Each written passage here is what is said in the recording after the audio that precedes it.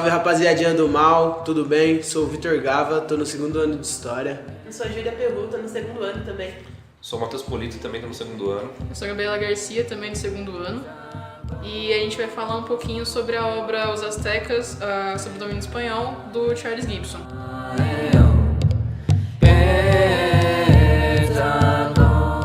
Para começar a falar um pouco do autor, ele se formou em Yale e lecionou na Universidade de Iowa e na Universidade de Michigan. E ele escreveu essa obra, depois de ter estudado os povos do México por bastante tempo, ele escreveu essa obra para, não diria radicalizar, mas para mudar o jeito como as pessoas pesquisavam sobre. Então ele criou uma nova linha de pesquisa para os historiadores coloniais que viriam depois disso.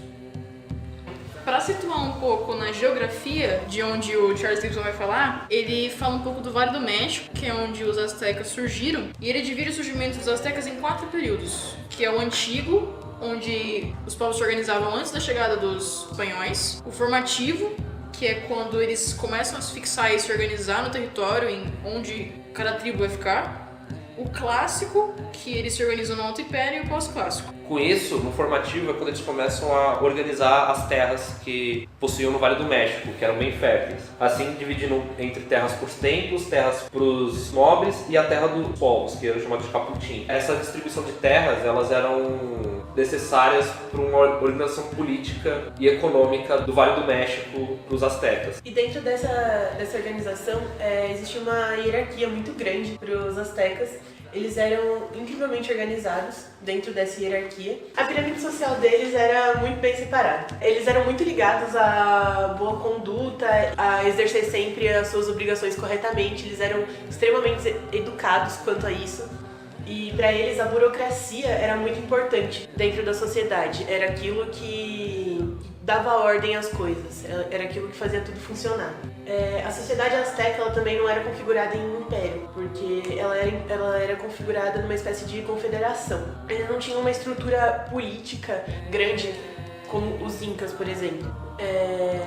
Mas eles tinham uma centralização em Tenochtitlan, que era como se fosse uma capital para eles. Então todos os povos ou cidades que eles conquistavam deviam satisfações a Tenochtitlan. Com relação também a essas conquistas deles, eles eram muito ligados ao militarismo por 2 motivos. O primeiro era o motivo religioso. Na religião deles deixava claro o ato de morrer em batalha, morrer em guerra, era heróico. E isso causava uma espécie de elevação espiritual do guerreiro. Se ele morresse num ato heróico de batalha, ele ia ter um lugar especial entre os espíritos. E o segundo motivo, esse motivo religioso, na verdade, ele trazia esse segundo motivo, que era o econômico. Porque com essas conquistas, eles traziam impostos, que eram... Esses povos conquistados, eles não conquistavam simplesmente para matar as pessoas ou pegar aquele território para eles. Eles subordinavam essas pessoas e essas aldeias.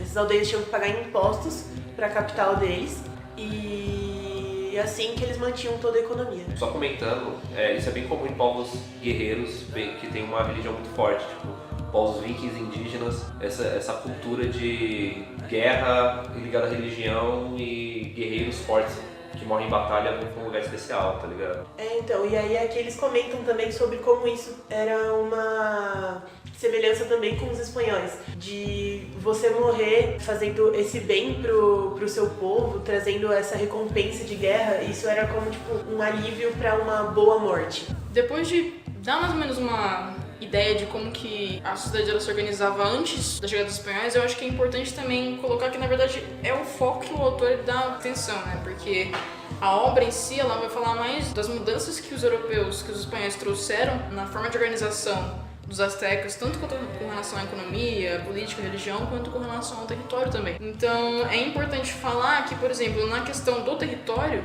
os indígenas eles usavam os recursos naturais mais para sobrevivência, para construção de ferramentas, para conseguir sobreviver, caçar e sobreviver no dia a dia. Já com a chegada dos espanhóis, eles começam a introduzir o gado, ou seja, a pecuária ela começa a danificar o solo, tirar um pouco essa fertilidade dele e causar um processo de erosão que vai acabar restringindo onde os aztecas podem usar o território. E com isso o uso da terra ele muda drasticamente, porque o significado da terra para os astecas começa a mudar a partir do momento que introduzem a pecuária, no caso, quando os espanhóis chegam com os valores europeus para os indígenas. No caso, por exemplo, as terras que eram dedicadas aos templos e aos deuses, elas são completamente banalizadas ou tomadas pela igreja espanhola, tá ligado? A igreja católica. E isso vai mudando drasticamente de dentro para fora a sociedade asteca. É legal pensar também que é uma política que a igreja usou nesse sentido de conquistar os povos na América, que foi onde existiam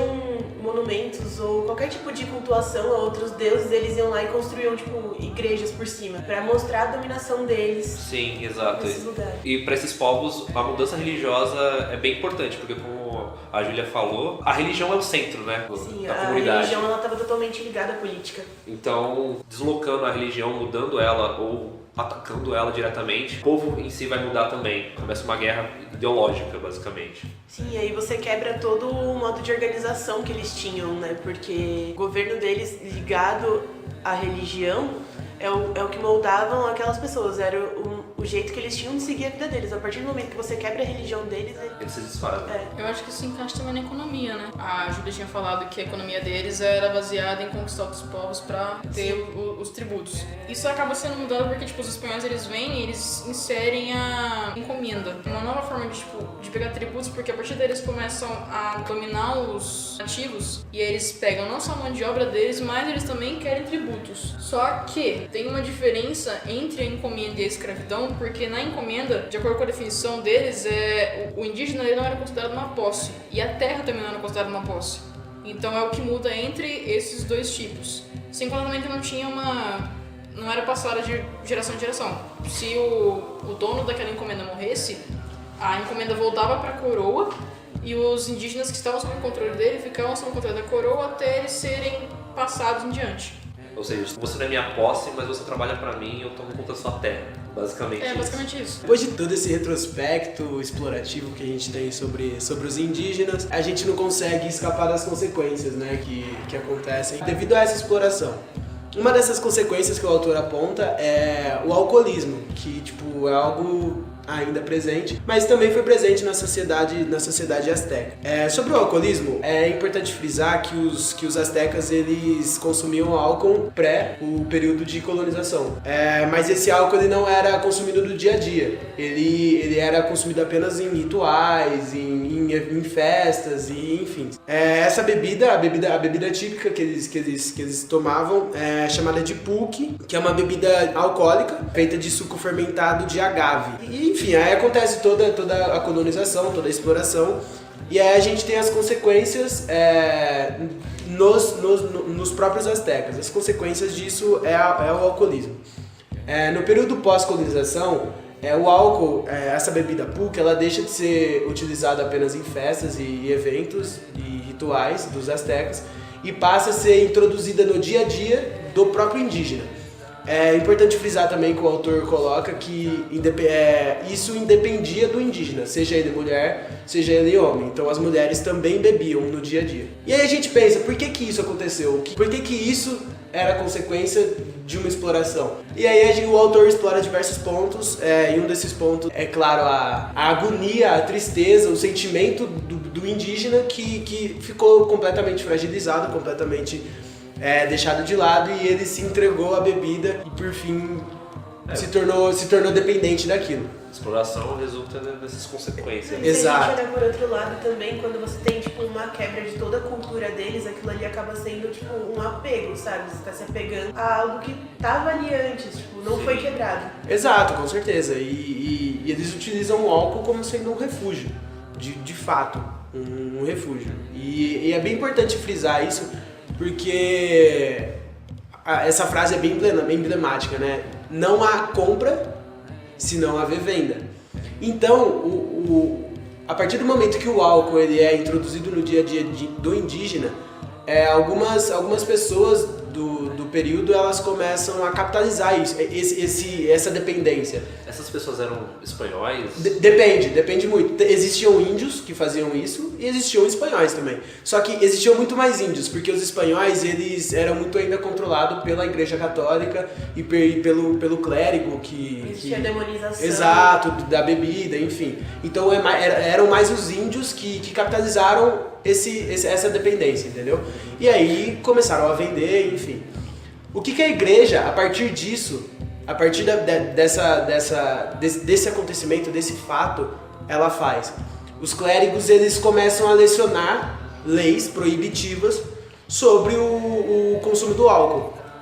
Só que isso é completamente inviável, mas é também completamente despercebido, não muda nada, entendeu? Porque independente das leis, os índios ainda continuaram a consumir o álcool no dia a dia. Os produtores das bebidas continuaram ainda a produzir essas bebidas e a igreja não continua ainda sem saber o que fazer, entendeu? Para lidar com essa consequência.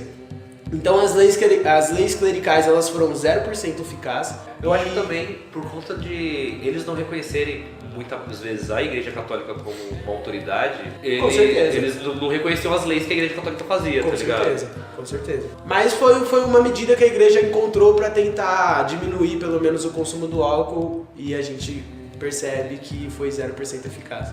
Não.